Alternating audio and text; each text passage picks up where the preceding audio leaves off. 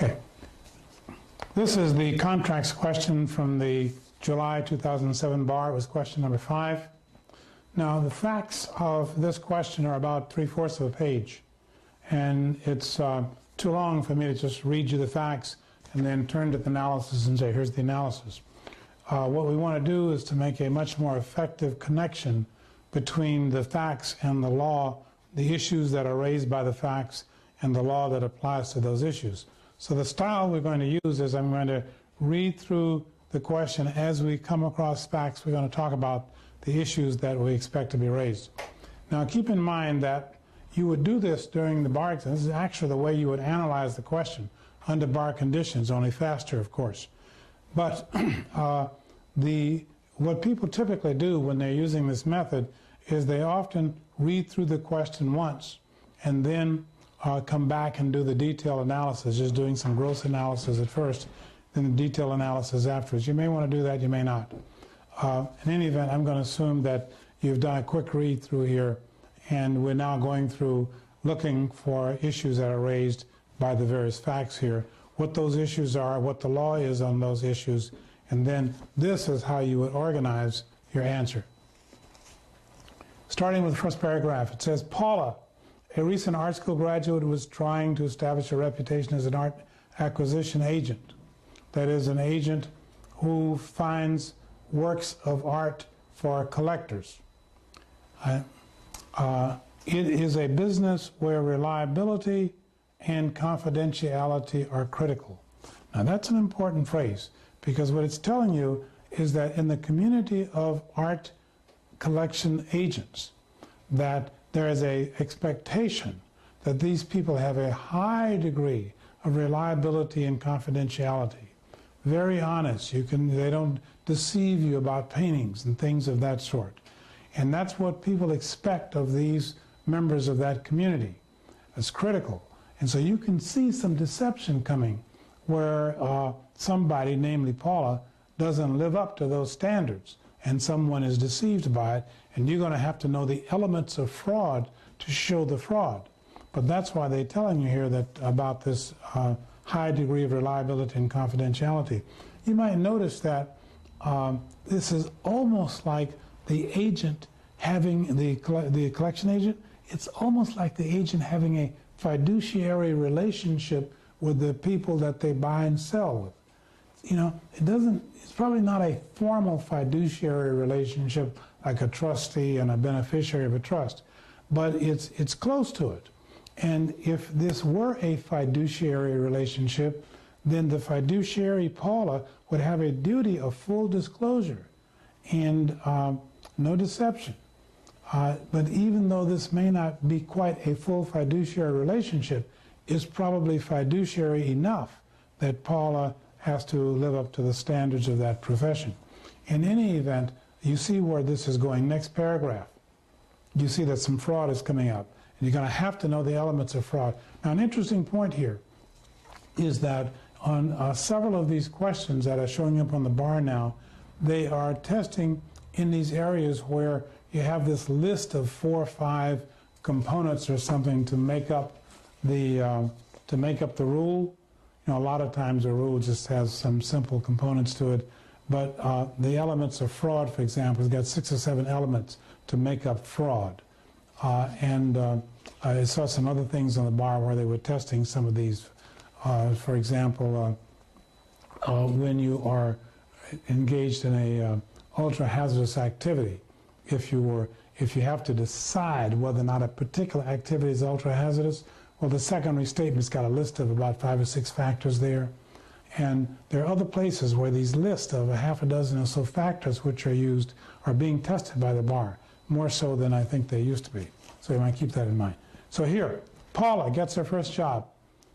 She gets the job from City Museum. City Museum says, we will pay you $15,000 if you find us a Monet. Now, Monet apparently has painted a series of 3 paintings called The Pond. And City Museum wants any one of them. And they say to to Paula, we'll pay you $15,000 if you go find us one and that you can buy for $300,000 or less. In fact, it reads here, Museum agreed to pay as much as $300,000 for it and to pay Paula $15,000 upon acquisition. These works are scarce, hard to find, held by private collectors. New paragraph. By the way, at this point, one of the things you should be thinking is that, you know, the bar test agency now. And so you say, well, maybe I have an agency relationship between Museum and Paula. You say, well, what is the rule? What does it take to create an agency? Two things. To create an agency, one person must agree to act on behalf of the other, and secondly, under the control of the principal. So we already see Paula agreeing to act on behalf of Museum with regard to this limited activity of buying this painting. But to have an agency relationship, Paula must also act under the control of Museum. We don't see the control yet, but we do see acting on behalf of, so keep that in mind. Sally, eventually Paula found Sally, who's got all three of the series. Reading. After some negotiations, now what's significant about that is that you know you're going to have to try to find a contract. You scanned through here already. You know that Paula wants specific performance. She's going to have to find a contract first to get that. And so you know you're going to have to find a contract. And this says, after some negotiations. Well, if they're negotiating, that certainly shows intent to contract. To form a contract, you're going to need the requirements to form a contract: mutual assent, consideration, and no effective defenses. To get mutual assent, we have to have intent to contract, and the parties need to agree on the essential terms. So here, when it says after some negotiations, it means that these people did negotiate. There's your intent to contract, in which Sally expressed offhandedly how proud she was that she only sold to private collectors. Now, you know what happened. Here, Paula knows now that Sally only wants to sell to private collectors, and Paula knows that she's buying this for city. And so given the degree of expected reliability, you can see that Paula had a duty to speak up and say, I'm not buying this for a private collector, I'm buying it for the city. In which case Sally would say no deal. But Paula wanted to make the deal, and so she did not disclose. And part of what you have to do for the bar examiners here is to make your argument that she had a duty to disclose and did not disclose. And that's how you find the fraud. Now, once you find that, what's going to happen? Well, let's keep going. Sally orally agreed to sell Paula for $200,000, whichever of the three paintings she selected. Okay, she agreed to sell, and so now it looks like they have an agreement. And you have a little bit of a problem here. You see the problem. One of the problems is that the price of the agreement is definite. Parties are definite. The time for performance is, reasonable time under the circumstances. But the real problem here is we haven't quite identified exactly which one of the series she's going to sell. And so the subject matter is not fully identified. And you're going to have to point out to the bar examiners, well, that's okay. She gave Paula, the power to select whichever one she wanted. And so that identifies the subject matter of the contract well enough. So you got to make that argument. Paula agreed, and don't forget it's still oral. So you got an agreement. It's not in writing. Going to have a problem. Statute of frauds. You should be thinking about that. So Paula agreed, and Paula said, "I'll let you know which one I'm going to select." And then Paula went back to Museum. And Museum said to Paula, choose number one of the series. So now we have Paula acting under the direction of the principal. So we have a real agency between them now, interestingly enough. But what's interesting about this problem is even though you have a full agency relationship for purposes of buying this painting between the principal museum and Paula, there's nothing about the problem that requires you to discuss it. But you should have noticed it as you went along. Continuing, Paula, after she told museum, that museum said choose number one, and museum sent $200,000 to the bank account of Sally. The next day, when Paula came to tell Sally which one she wanted to buy, Sally said, I saw that a museum put the money in my bank account. You don't represent a private collector. You represent a museum, and I'm not going to sell it to you. Besides, number one, you deceived me, asking you to talk about fraud. Okay.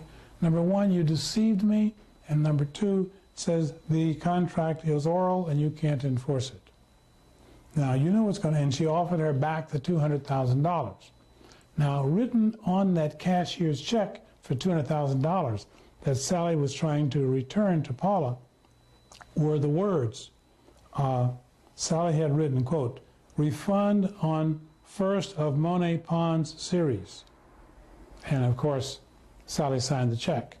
Now, so you got somewhat of a writing signed by Sally.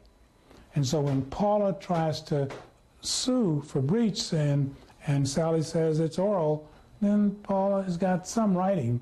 And of course, you're going to have to discuss the question of whether or not that writing was sufficient to satisfy the statute of frauds. You see that problem coming. Finally, Paula says, well, the reason I did that is because I had a contract of confidentiality with my customer, with my client. Well, you know, that's no defense. You can't defraud people because you have a contract with somebody else. So that's going to get them no place. So you see where the problems are as you go through here. The problems are clustered. And now what we'll do, we'll go to the board. What you have, when you have this cluster of problems, do not ever just kind of start talking about the problems and the issues. What you do is you follow the form. The form for analyzing a contracts question, there's a basic form. The basic form is, do the people even have a contract? Okay. And if they did have a contract, did somebody breach it? And what kind of remedy are you going to get? Now, before you get to the part, did somebody breach it, you can also have problems in there like parole evidence rule and modifications and that sort, and assignments and delegations. But you know, if you don't have any of that stuff, the basic structure of contract law is analysis. The way you analyze a question is, do they have a contract? Did somebody breach it? What kind of remedy are you going to get? Okay. And that same structure, this is not just a contract structure. In all of those subjects on the bar exam, where the bar examiners are, where the problem is about relationships between people, the structure of analyzing that class of questions, like in a trust question, it's about relationships between people, the trustee, the beneficiary, the settlor. In a partnership problem, it's about relationships between the partners in the partnership. In a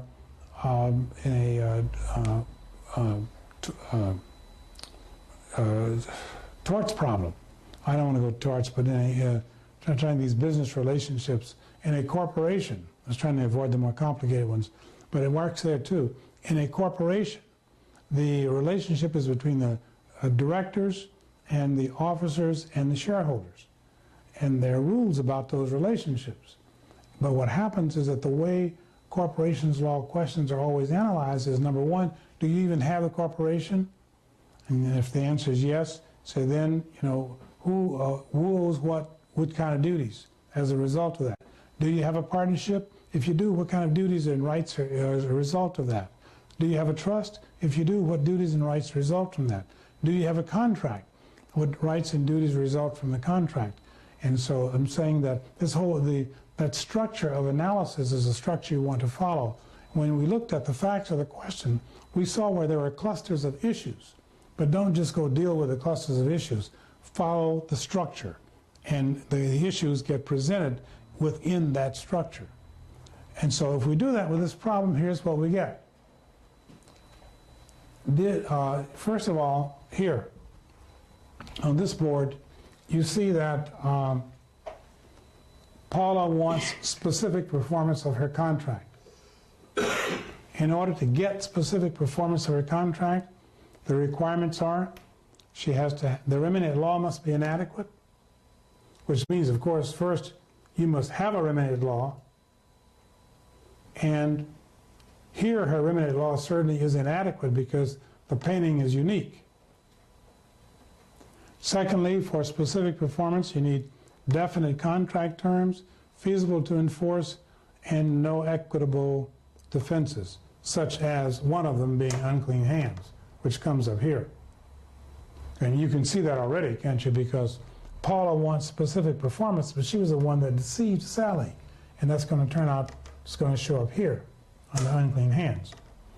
So, following our structure then, does Sally even have a remedy at law? Well, to have a remedy at law, that shows up on this board, they need to have formed a contract. What does it take to form a contract? Mutual assent, consideration, no effective defenses. That's forming the relationship. Do we have mutual assent? It requires intent to contract and agreement on the essential terms. Did these people intend to contract? You write about the fact that they negotiated for a while, so of course they intended to contract. Did they agree on all the essential terms? List them and tell them what they are. The parties, Paula and Sally, the price, $200,000.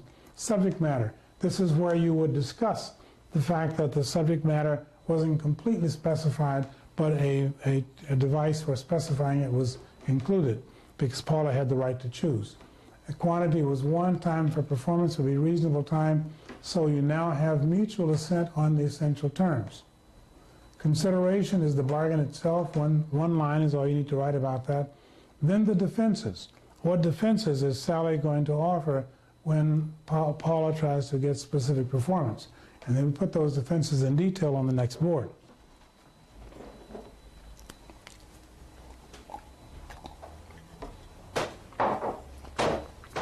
The defenses which Sally will raise are statute of frauds, fraud itself, and Sally might also say, Paula, you failed to disclose that you were acting on behalf of some principal. Well, so you failed to disclose who your principal was. I think on the facts, I believe that Sally knew that Paula was an agent for somebody because she's a kid just out of school and she doesn't think she's collecting the $200,000 painting herself. But so I think she knows that she's an agent for somebody, but doesn't know who it is. And so Sally might include that Paula should have disclosed who her principal was and didn't. And is that a defense? Not really, but she may raise it. Okay, so let's take a look at the defenses Sally's going to raise. Let's get through these pretty quickly. Defenses, statute of frauds. We talked about the fact that the only thing signed, you point out that the sale of this painting, by the way, early in the problem, would have been good if we had pointed out that this is a contract for the sale of goods, therefore the UCC applies. So don't forget to say that. Say that at the beginning of these UCC problems. That it's for the sale of goods, the UCC applies. And over here, back to these defenses, you need a writing because the $500 rule, and the only writing you have is the signed check and the note that I told you about. Is that writing enough? Well, the UCC says what you have to have in writing is enough to show intent to contract and the quantity term. Now, and probably the subject matter also. But here the real problem is that the quantity term and the subject matter are adequately identified in this writing. But I'm not convinced that this writing shows intent to contract. And the writing that's going to satisfy the statute of frauds needs to show intent to contract. Now the writing does say refund, but people give refunds for lots of reasons. Anytime someone gives you more money than you should have, you give them a refund of some sort. That doesn't mean that you had a contract with them. And so I'm not convinced. Argue about it. Fraud itself, here is where most of the points are concentrated. The elements of fraud are the misrepresentation of a material fact with the intent to induce reliance, actual reliance, scienter, reasonableness of the reliance, and damages. It's a long list. You just have to memorize it. There's no other way to deal with that. Okay? The fraud comes up a lot, so memorize the list. Now, the places where the points are in this case, first would be in the misrepresentation, right here. Because you can misrepresent in two major ways. One is affirmative misrepresentation, where you lie or lie about something actively. And the other is failure to disclose where there's a duty to disclose. That's a form, a recognized form of misrepresentation. Failure to disclose where there's a duty to disclose. This is where you make your argument that Paula had a duty to disclose for all the reasons that we talked about. So a lot of points here. Give them some heavy factual arguments here. The fact was material. Obviously, the fraud was concealing who her principal was. It was a material fact to Paula. Obviously, intent to induce reliance can be satisfied. Clearly, Sally actually relied. Scienter just means, did Paula do this with knowledge, intentionally, as opposed to negligently? Obviously, this was intentional. Reasonable reliance. It was reasonable for Sally to rely on Paula correctly and fully disclosing everything because of the nature of the business. We talked about all that. And the damages, well, here's some points assigned here because the damages, Sally does not have any monetary damages. Sally doesn't have, she's going to get the same amount for the painting no matter who she sells it to. And so Sally doesn't really have monetary damages, so you need to make the argument that, you know, she's damaged another way, that it's important to her. She's proud of the fact that she only sells her paintings to private collectors. And this person is violating some, whatever you want to call it, that's very important to her. That's a damage. She's going to be hurt by that. And so she would sue, and you need to describe those damages. So the conclusion that you probably reach then is that the contract is not enforceable. Even if it is enforceable, would Paula be entitled to specific performance? And the answer is no. Even if the contract were enforceable, and it's not, Paula is not entitled to specific performance because she has unclean hands for all the reasons we talked about. And that is the end of the analysis of this question.